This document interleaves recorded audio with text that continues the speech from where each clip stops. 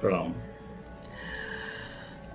सुंदरकांड की विभिन्न पंक्तियों पे कुछ दिनों से हम लोग चर्चा कर रहे हैं। आज संभवतः उसका एक तीसरा भाग है। पिछली बार एक बिंदु उठाया था कि मंदिर मंदिर प्रतिकर शोधा, देखे जहत अग्नि त्रिविधा। आखिर गोस्वामी तुलसीदास जी ने मंदिर क्यों लिखा? एक और उसमें भाव निकल कर आता है। कहा गोस्वामी तुलसीदास जी ने मंदिर शब्द का प्रयोग क्यों किया? कहा हनुमान जी से पूछा गया कि हनुमान जी, आप तलाश करने जब चलेंगे तो सीता को कहां तलाश करेंगे? हनुमान जी ने कहा कि सीता तो हमारी देवी है, मां है, जगत जननी है, और सीता को तो जो जगत जननी हो, जो देवी हो, जो माता के समान हो, उसकी तलाश तो मंदिर में ही हो सकती है ना। या वो जहां रहेंगी उस जगह को मंदिर कहा जाएगा। गोस्वामी जी ने लिखा है कि जहां राम तह अवध निवासु, जहां राम रहेंगे वहीं तो अयोध्या रहेगी, जहां मां सीता रहेंगे उस स्थल को तो अपने आप मंदिर कह दिया जाएगा। और बड़ी चालाकी से गोस्वामी जी ने इसको लिखा कि मंदिर मंदिर प्रतिकर शोधा। माँ की तलाश करना है, हृदय में माँ है, आंखों में माँ है, जगत जननी है, हमारे भगवान श्री राम की अर्धांगिनी है, उनको अगर तलाश करना होगा तो मंदिर ही तो होगा।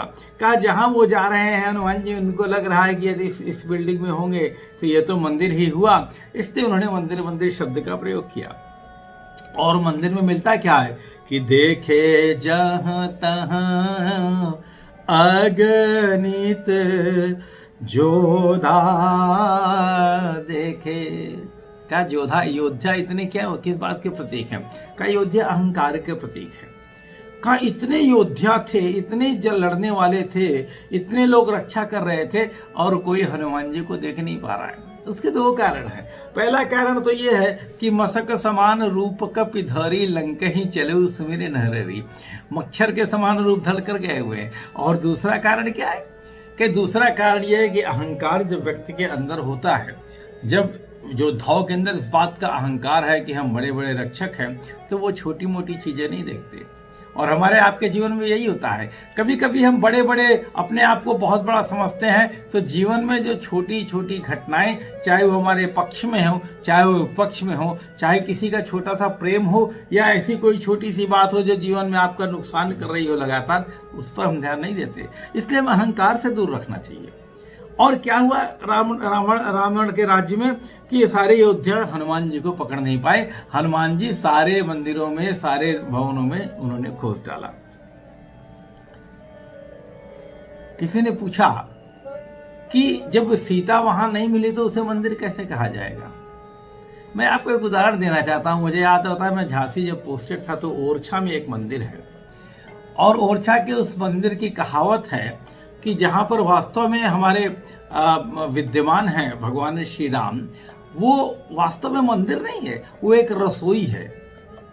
जहां पर महारानी अपना भोजन पकाया करती थी, उस रसोई में उन्होंने जाकर भगवान श्री राम को रख दिया। बहुत दूर से लेकर आई थी, और भगवान श्री, उसके बगल में, रसोई के बगल में एक भव्य मंदिर की बिल्डिंग बनी है, और भगवान श्री राम उस रसोई से उठ के गए नहीं। तो आज की तारीख में जब व्यक्ति दर्शन करने जाता है तो उस रसोई का दर्शन करता है, वही मंदिर हो गया। और जो भव्यता बड़ा मंदिर बना हुआ है, उस पर 10 रुपए का टिकट है, और उसे लोग देखने भी नहीं जाते।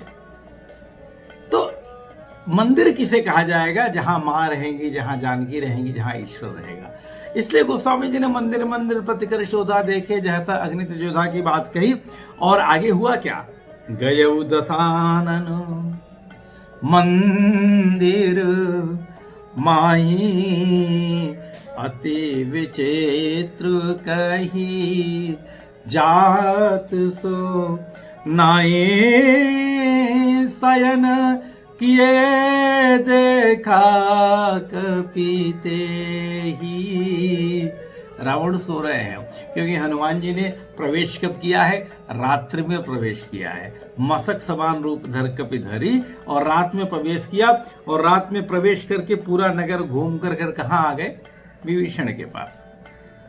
और विभीषण का भवन एक पुनर्युक्त आवाहन मंदिर से बना हुआ। और इसका उदाहरण क्या है, तात्पर्य क्या है कि विभीषण उसी समय प्रकट हो रहे, उसी समय जग रहे हैं। व्यक्ति जगेगा कब? जब सुबह होगी ना। जीवन में आप कब जगेंगे? जब सुबह होगी। सुबह हो रही है और गोस्वामी जी ने कहा कि हरि मंदिर तह भिन्न बनावा। कैसा मंदिर है?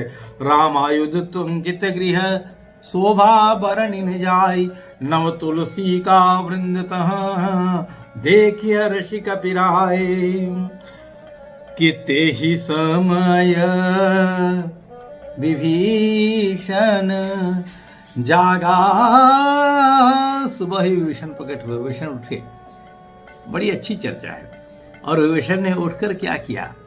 कहा रावण जैसी माया नगरी में एक सज्जन व्यक्ति को पहचानना बड़ा मुश्किल काम हो सकता है। का आवरण कैसा भी हो, आवरण से व्यक्ति संजन नहीं होता। कभी रावण को कभी हनुमान जी को ये लगा कि सुंदर सा भवन तो बना लिया है, एक मंदिर भी इसने बना लिया है, कहीं कोई माया मोह तो नहीं है। और इस माया मोह की पहचान कैसे हुई? का कि राम राम तही सुमिरन कीन्हा, हृदय हर्ष सज्जन चीन्हा। राम राम। जिसके मुखार विंद से सुबह उठते ही सहज भगवान का नाम निकल जाए, वो सज्जन ही तो होगा। मानो भगवान तुलसीदास जी रामचरितमानस के माध्यम से इस बात की तरफ इशारा कर रहे हैं कि हमें उठना कैसे चाहिए। का हम लोग अपने बच्चों को जगाते हैं, उठने का तरीका है बहुत विचित्र सा है।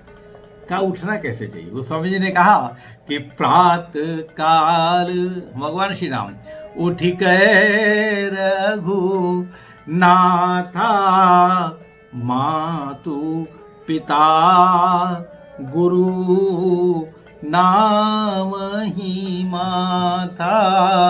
प्रात काल। किसी ने पूछा कि माता पिता और गुरु तीनों भगवान श्री राम के पास हमेशा रहते थे क्या? ऐसा तो है नहीं। वो अलग महल में सोते होंगे, कौशल्या के पास सोते होंगे, गुरु कहीं और होंगे, माता कहीं और होंगी। तो सबको प्रणाम कैसे करते हैं? क्या कभी कभी मन में प्रणाम करना चाहिए। और हमारे और आपके जीवन में भी यही होना चाहिए। जब हम सुबह उठें तो यदि माँ हमारे पास नहीं है तो माँ का मनन कर लें, पिता का मनन कर लें, गुरुदेव का मनन कर लें। और मैं तो ये कहना चाहूँगा कि आपके खानदान में जितने भी आपके पूर्वज हैं, जिनका कुछ न कुछ जाने अनजाने आपके जीवन में योगदान है, यदि उनको सुबह सुबह प्रणाम कर लेना तो मेरे ख्याल से जीवन तो धन्य होगा, वो दिन भी धन्य हो जाएगा। भगवान श्री राम कैसे उठ रहे हैं कि प्रातः काल उठी के रघुनाथा, मातु पिता गुरु नाम ही। शांत मन से निद्रा त्यागनी चाहिए। आपने कैसे कैसे स्वप्न देखे हैं, पता नहीं क्या क्या स्वप्न देखा होगा, लेकिन उठें जब बिस्तर से उठें तो शांत मन से निद्रा त्यागें। कुछ लोग करते हैं कराग्रे बसत लक्ष्मी, कर मध्य च सरस्वती, कर पृष्ठे तो गोविंदम, प्रभाते कर दर्शनम। ये भी एक जगने का तरीका है। आप ईश्वर इस हथेली में, इस कर्म क्षेत्र में पूरे इस ब्रह्मांड का विद्यमान होता है। आगे देखिए, बीच में देखें, पीछे देखें और प्रणाम करें मन करके। लक्ष्मी, सरस्वती और सबको प्रणाम करें, अपने सारे पूर्वजों को प्रणाम करें। ये भी उठने का तरीका होता है। बहुत से लोग माता के प्रति कृतज्ञता व्यक्त करते हुए उठते हैं। का भूमि पर पैर रखने के पहले भूमि को प्रणाम कर लें। और जरूरी नहीं है कि आप शिव को स्पर्श करके प्रणाम करें। यदि आप मन ही प्रणाम कर लेंगे ना तो दिन की शुरुआत बड़ी अच्छी हो जाएगी। और अगर आज की शुरुआत अच्छी हो गई तो आज का दिन अच्छा हो गया, तो हर आज की शुरुआत अच्छी होगी और हर आज का दिन अच्छा होगा। और यहाँ मैं एक और बात कहना चाहूँगा, जगाने में जब हम अपने बच्चों को जगाते हैं तो जगाने का तरीका ऐसा नहीं होना चाहिए कि बच्चे उठते ही रोने लगे या उनको क्रोध आ जाए या आप उनको जबरदस्ती जगा रहे हैं। जगाने का तरीका ही बड़ा प्यारा होना चाहिए। क्या कई तरह के जगाने के तरीके। कोई जगाता है कि उठ जाग मुसाफिर भोर भयो, अब रैन कहाँ तू सोवत है। कोई जगाता है कि जागो कान्हा गुजर गई रतिया, जागो कान्हा गुजर गई। कोई जगाता है कि उठो लाल अब आंखें खोलो, पानी लाई हूँ धो लो। दुनिया भर का तरीका है बच्चों को जगाने के लिए, दुनिया भर का तरीका है बच्चों को सुलाने के लिए। लोरियां सुनाकर, ईश्वर का भजन सुनाकर हम शांत मन से सुन सकते हैं। इवन इस्लाम धर्म में भी कलमा पढ़ने की बात कही है। जब आप उठिए तो सबसे पहले ला इलाहा इल्लल्लाह पढ़कर अपनी बात को आगे बढ़ाइए। और मानो जब विभीषण जागृत होते हैं और जागृत होते ही जो ही उन्होंने भगवान श्री राम का नाम ले लिया, जो ही उन्होंने अपना परिचय उस भगवान श्री राम के नाम के स्मरण से एक सज्जन होने का दे दिया, तो ही हनुमान जी को लगा कि मालो काम हो गया। यही सनहठी करिहूं पहिचानी, साधुत होइन कारज हानि, यही सनहठी। अभी तक उनको सुरता मिली थी, अभी तो उनको राक्षसी मिली थी, लंकेनी मिली थी, और जो ही एक सज्जन व्यक्ति मिला ना, तो हनुमान जी को लगा कि सारा काम हो गया। मित्रों, जिस दिन व्यक्ति जीवन में एक सज्जन व्यक्ति आ जाएगा, जिस दिन सत्संग की प्राप्ति हो जाएगी, उस दिन आपके मन का भार हल्का हो जाएगा। यदि आपको महसूस होने लगे कि आज किसी सज्जन व्यक्ति को प्राप्त कर लिया है और अब जीवन के तमाम कठिनाइयां सुलझती चली जाएंगी, जैसे हमारे हनुमान जी को लगा था, तो ऐसे जगह पे करना क्या चाहिए? यही सनहठी करिहूं पहिचानी। क्यों? क्योंकि साधुत होइन कारज हानि, यही सनहठी।